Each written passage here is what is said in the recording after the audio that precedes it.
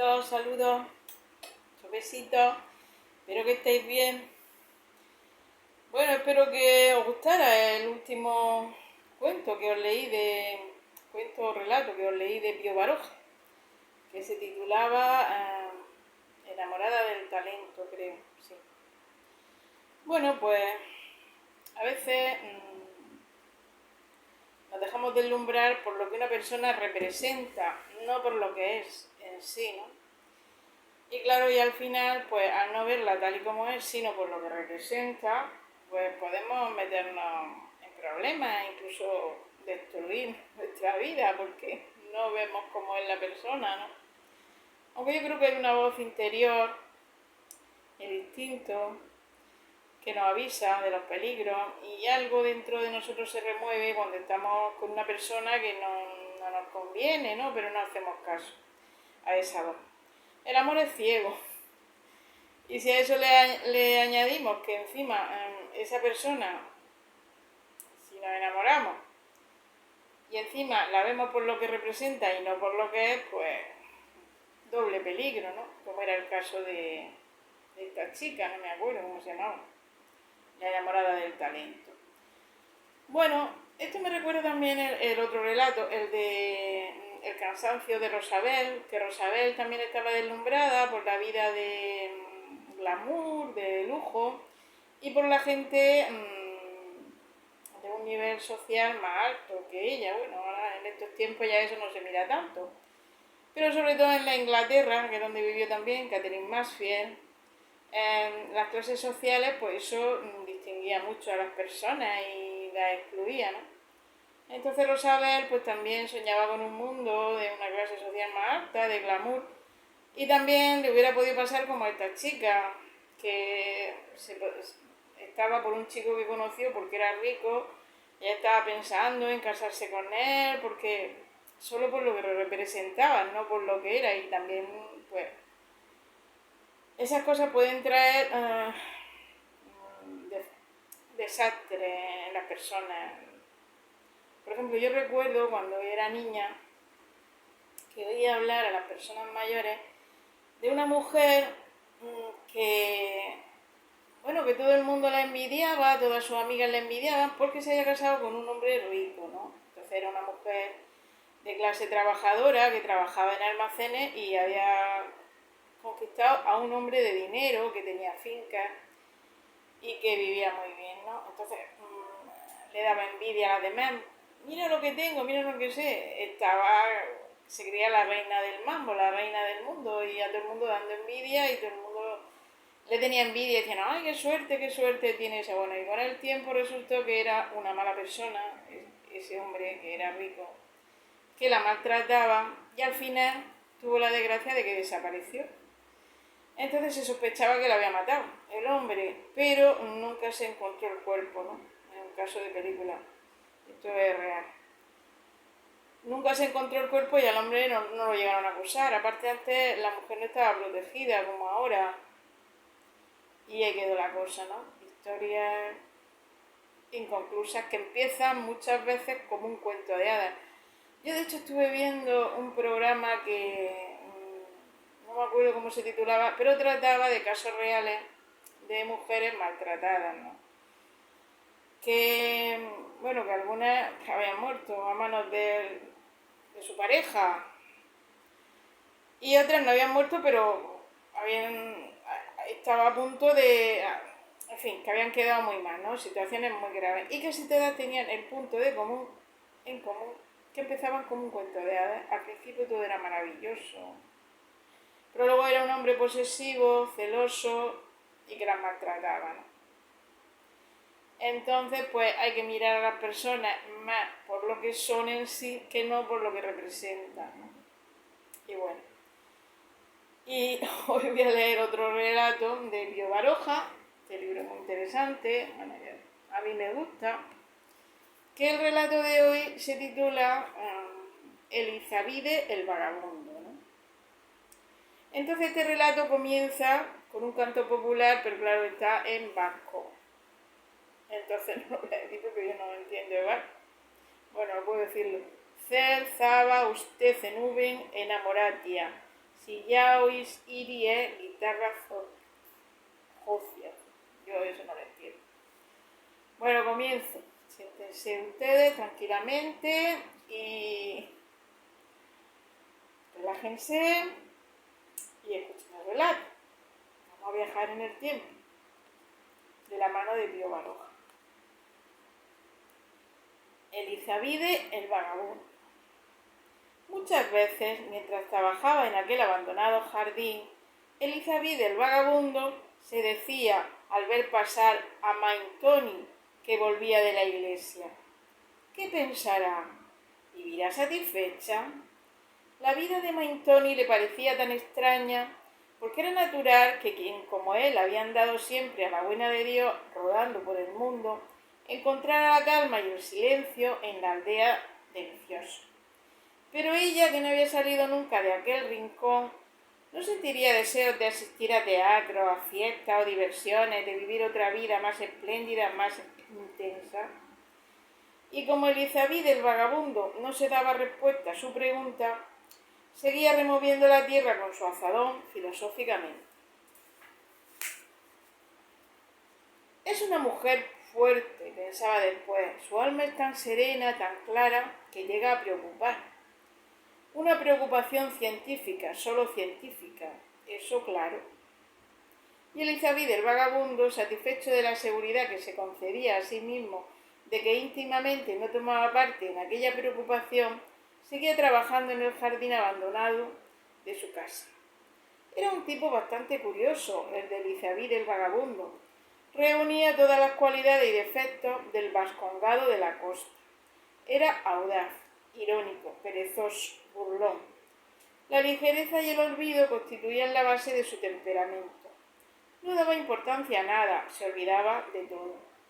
Había gastado casi entero su escaso capital en sus correrías por América, de periodista en un pueblo, de negociante en otro, aquí vendiendo ganado, allá comerciando en vino. Estuvo muchas veces a punto de hacer fortuna, lo que no consiguió por indiferencia. Era de esos hombres que se dejan llevar por los acontecimientos sin protestar nunca. Su vida él la comparaba con la marcha de uno de esos troncos que van por el río, que si nadie los recoge se pierden al fin en el mar. Su inercia y su pereza eran más de pensamiento que de manos. Su alma huía de él muchas veces.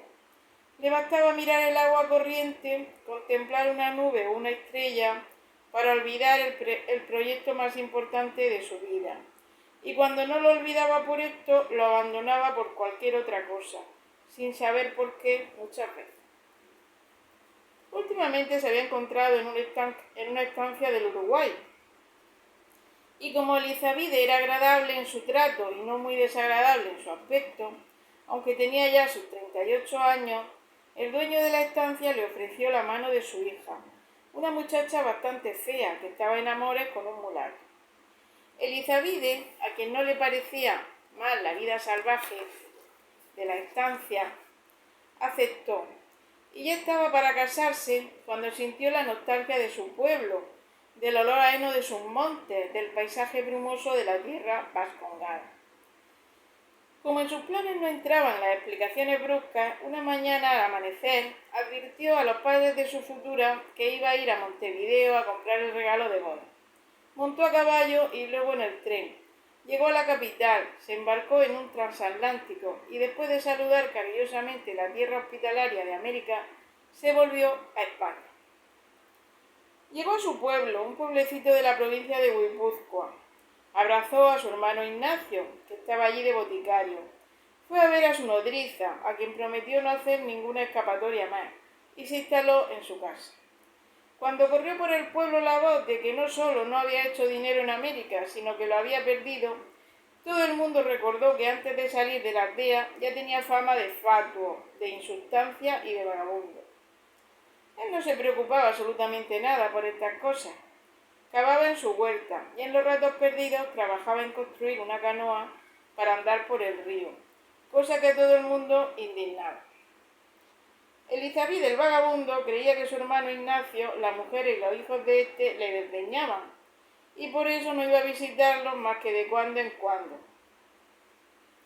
pero pronto vio que su hermano y su cuñada le estimaban y le hacían reproches porque no iba a verlo. Elizabide comenzó a acudir a casa de su hermano con más frecuencia. La casa del boticario estaba a la salida del pueblo, completamente aislada. Por la parte que miraba al camino tenía un jardín rodeado de una tapia, y por encima de ella salían ramas de laurel de un verde oscuro que protegían algo la fachada del viento del norte.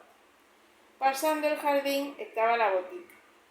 La casa no tenía balcones, sino solo ventanas, y éstas abiertas en la pared, sin simetría alguna. Quizá esto era debido a que algunas de ellas estaban tapiadas. Al pasar en el tren o en el coche por las provincias del norte, ¿no habéis visto casas solitarias que, sin saber por qué, os daban envidia? Parece que allá adentro se debe de vivir bien. Se adivina una existencia dulce y apacible. Las ventanas, con cortinas, hablan de interiores casi monásticos, de grandes habitaciones amuebladas con arcas y cómodas de nogal, de inmensas camas de madera, de una existencia tranquila, sosegada, cuyas horas pasan lentas, medidas por el viejo reloj de alta caja que lanza en la noche su sonoro tic-tac. La casa del boticario era de estas. En el jardín se veían jacintos, heliotropos, rosales y enormes hortensias que llegaban hasta la altura de las ventanas del piso bajo. Por encima de la tapia del jardín caían como en cascada un torrente de rosas blancas, sencillas, que en vascuence se llaman chornas, locas, por lo frívolas que son y por lo pronto que se marchitan y se caen. Cuando Elizabide el vagabundo fue a casa de su hermano, ya con más confianza, el boticario y su mujer, seguidos de todos los chicos, le enseñaron la casa, limpia, clara y bien oliente. Después fueron a ver la huerta, y aquí Elizabide el vagabundo vio por primera vez a Maintoni, que con la cabeza cubierta con un sombrero de paja estaba recogiendo guisantes en la falda del delantal. Elizabide y ella se saludaron fríamente.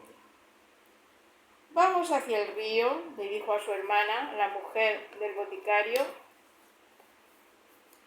«Dile a las chicas que lleven el chocolate allí». Bueno, Maintoni era hermana de la cuñada de Elizabide,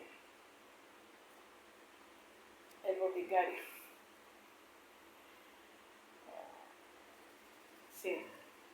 Maintoni se hacía la casa, y los demás, por una especie de túnel largo formado por perales que tenían las ramas extendidas como las varillas de un abanico, bajaron a una plazoleta que estaba junto al río, entre árboles, en donde había una mesa rústica y un banco de piedra. El sol, al penetrar entre el follaje, iluminaba el fondo del río y se veían las piedras redondas del cauce y los peces que pasaban lentamente brillando como si fueran de plata. La tarde era de una tranquilidad admirable, el cielo azul puro y tranquilo. Antes de caer la tarde, las dos muchachas de casa del boticario vinieron con bandejas en la mano, trayendo chocolate y bizcochos. Los chicos se abalanzaron sobre los bizcochos como fieras. Elizabide el vagabundo habló de sus viajes, contó alguna aventura y tuvo suspensos de sus labios a todos. Solo ella, Maintoni, pareció no entusiasmarse gran cosa con aquellas narraciones. «Mañana vendrá tío Pablo, ¿verdad?», le decían los chicos. «Sí, vendré». Y Elizabide el vagabundo se marchó a su casa y pensó en Maintoni y soñó con ella. La veía en su imaginación tal como era, chiquitilla, esbelta, con sus ojos negros brillantes, rodeada de sus sobrinos que la abrazaban y la besuqueaban. Como el mayor de los hijos del boticario estudiaba el tercer año de bachillerato, Elizabide se dedicó a darle lecciones de francés, y a estas lecciones se agregó Maintoni.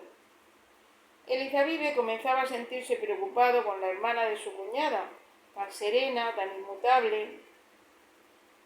No se comprendía si su alma era un alma de niña, sin deseos ni aspiraciones, o si era una mujer indiferente a todo lo que no se relacionase con las personas que vivían en su hogar. El vagabundo la solía mirar absorto. «¿Qué pensará?», se preguntaba. Una vez se sintió atrevido y le dijo: «¿Y usted ¿No piensa casarse, Maintoni? ¿Yo? ¿Casarme? ¿Por qué no? ¿Quién va a cuidar de los chicos si me caso? Además, yo ya soy nescazarra, solterona, en vasco. Contestó ella riéndose. A los 27 años solterona, entonces yo, que tengo 38, debo de estar en el último grado de la decrepitud. Maintoni a esto no dijo nada, no hizo más que sonreír. Aquella noche Elizabide se asombró al ver lo que le preocupaba la Maintoni. ¿Qué clase de mujer es esta?, se decía. De orgullosa no tiene nada, de romántica tampoco, y sin embargo... En la orilla del río, cerca de un estrecho desfiladero, brotaba una fuente que tenía un estanque profundísimo. El agua parecía allí de cristal, por lo inmóvil. Así era quizá el alma de Maintoni, se decía Elizabide, y sin embargo, a pesar de sus definiciones, la preocupación no se desvanecía. Al revés, iba haciéndose mayor. Llegó el verano. En el jardín de la casa del boticario reuníase toda la familia, Maintoni y Elizabide el vagabundo. Nunca fue este tan exacto como entonces, nunca tan dichoso y tan desgraciado al mismo tiempo. Al anochecer, cuando el cielo se llenaba de estrellas y la luz pálida de Júpiter brillaba en el firmamento, las conversaciones se hacían más íntimas, más familiares, coreadas por el canto de los sapos. Maintoni se mostraba más expansiva, más locuaz.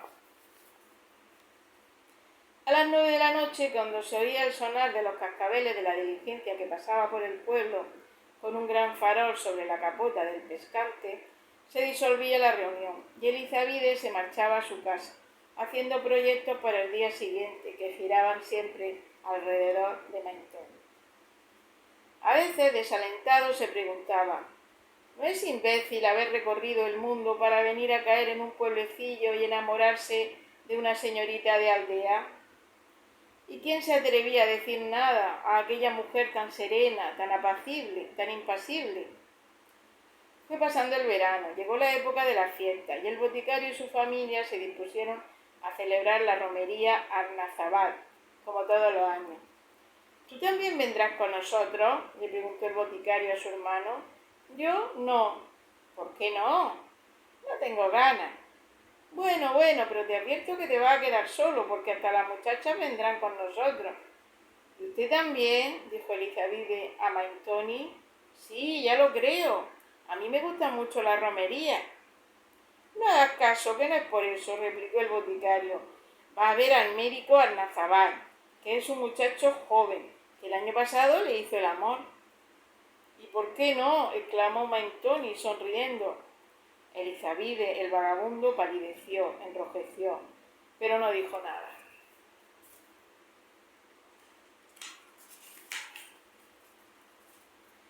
La víspera de la romería, el boticario le volvió a preguntar a su hermano: ¿con qué viene o no? Bueno, iré, murmuró el vagabundo. Al día siguiente se levantaron temprano y salieron del pueblo. Tomaron la carretera y después, siguiendo veredas, atravesando prados cubiertos de altas hierbas y de purpúreas digitales, se internaron en el monte. La mañana estaba húmeda, templada, el campo mojado por el rocío, el cielo azul muy pálido con algunas nubecillas blancas que se deshilachaban estrías tenues. A las 10 de la mañana llegaron a Arnazabal, un pueblo en un alto, con su iglesia, su juego de pelota en la plaza y 2 o 3 calles formadas por caseríos. Entraron en el caserío propiedad de las mujeres del boticario y pasaron a la cocina. Allí comenzaron los agasajos y los grandes recibimientos de la vieja de la casa, que abandonó su labor de echar ramas al fuego y de mecer la cuna de un niño.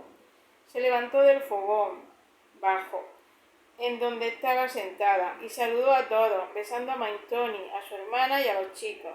Era una vieja flaca, acartonada, con un pañuelo negro en la cabeza. Tenía la nariz larga y ganchuda, boca sin dientes, la cara llena de arrugas y el pelo blanco. —¿Y vuestra merced es el que estaba en las Indias? —preguntó la vieja Elizabide, encarándose con él. —Sí, yo era el que estaba allá. Como habían dado las 10 y a esta hora empezaba la misa mayor, no quedaba en casa más que la vieja. Todos se despidieron a la iglesia. Antes de comer, el boticario, ayudado de su cuñada y de los chicos, disparó desde una ventana del caserío una barbaridad de cohetes y después bajaron todos al comedor. Había más de 20 personas en la mesa, entre ellos el médico del pueblo, que se sentó cerca de Maintoni y tuvo para ella y para su hermana un sinfín de galantería y de oficiosidades. Elizabide el vagabundo sintió una tristeza tan grande en aquel momento que pensó en dejar la aldea y volverse a América. Durante la comida, Maintoni le miraba mucho a Elizabide. Es para burlarse de mí, pensaba este. Ha sospechado que la quiero y coquetea con el otro. El Golfo de México tendrá que ser otra vez conmigo. Al terminar la comida eran más de las 4, había comenzado el baile. El médico, sin separarse de Maintoni, seguía galanteándola y ella mirando a Elizabide. Al anochecer, cuando la fiesta estaba en su esplendor, comenzó el aurrescu. Los muchachos, agarrados de las manos, iban dando vueltas a la plaza, precedidos de los tamborileros. Dos de los mozos se destacaron, se hablaron, parecieron vacilar y, descubriéndose con las boinas en la mano, invitaron a Maintoni para ser la primera, la reina del baile. Ella trató de disuadirlo en vascuence. Miró a su cuñado, que sonreía, a su hermana, que también sonreía, y a Elizabide, que estaba fúnebre. «¡Anda, no seas tonta!», le dijo su hermana, y comenzó el baile con toda su ceremonia y saludos, recuerdos de una edad primitiva y heroica. Concluido el aurrescu, el boticario sacó a bailar el fandango a su mujer y el médico a Maintoni. Oscureció. Fueron encendiéndose hogueras en la plaza y la gente fue pensando en la vuelta. Después de tomar chocolate en el caserío, la familia del boticario y Elizabide emprendieron el camino hacia casa. A lo lejos, entre los montes, se oían los irguizus de los que volvían de la romería, gritos como relinchos salvajes. En la espesura brillaban los gusanos de luz como estrellas azuladas, y los sapos lanzaban una nota de cristal en el silencio de la noche serena. De cuando en cuando, al bajar alguna cuesta, el boticario se le ocurría que se agarraran todos de la mano y bajaban la cuesta cantando: «Ahí está San Antonio Urqui». Ahí está, creo que es padre. A pesar de que Elizabide quería alejarse de Maintoni, con la cual estaba indignado, dio la coincidencia de que ella se encontraba junto a él. Al formar la cadena, ella le daba la mano, una mano pequeña, suave y tibia. De pronto, al boticario, que iba el primero, se le ocurría pararse y empujar para atrás, y entonces se daban encontronazos los unos con los otros, y a veces Elizabide recibía en su brazo a Maintoni. Ella reñía alegremente a su cuñado y miraba al vagabundo siempre fúnebre. «¿Y usted por qué está tan triste?», le preguntó Maintoni con voz maliciosa, y sus ojos negros brillaron en la noche. «Yo no sé, esta maldad del hombre que sin querer le entristecen las alegrías de los demás».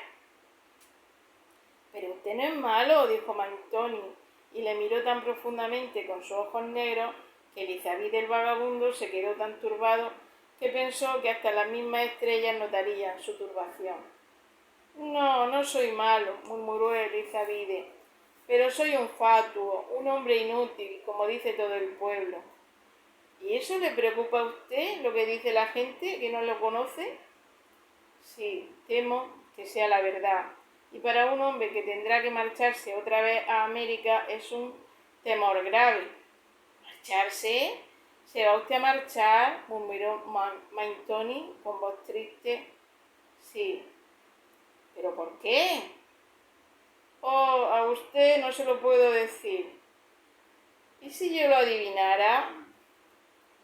«Entonces lo sentiría mucho, porque se burlaría usted de mí, que soy viejo». «Oh, no, que soy pobre». «No importa». «Oh, Maintoni, de veras, ¿no me rechazaría usted?». «No, al revés». «Entonces, ¿me querrás como yo te quiero?», murmuró Elizabide el vagabundo en vascuence. «Siempre, siempre». y Maintoni inclinó su cabeza sobre el pecho de Elizabide, y éste la besó en su cabellera castaña. Maintoni, aquí, le dijo su hermana, y ella se alejó de él, pero se volvió a mirarle una vez y muchas. Y siguieron todos andando hacia el pueblo por los caminos solitarios.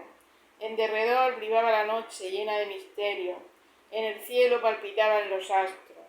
Elizabide, el vagabundo, con el corazón anegado de sensaciones inefable, sofocado de felicidad, miraba con los ojos muy abiertos una estrella lejana, muy lejana, y le hablaba en voz baja. Bueno, ya habéis visto qué bonito, emocionante al final. Bueno, muchos besitos, saludos.